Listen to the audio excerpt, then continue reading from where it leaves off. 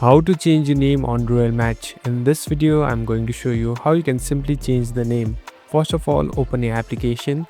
Here on the right top, you can see a profile icon. Simply tap on the profile icon. So here in your profile settings. Now, in order to change your name, you can see a small edit button beneath this profile. Tap on it. So here in this edit profile section. Now here on the top, you can see your name. Simply tap on your name to change it. So you can keep a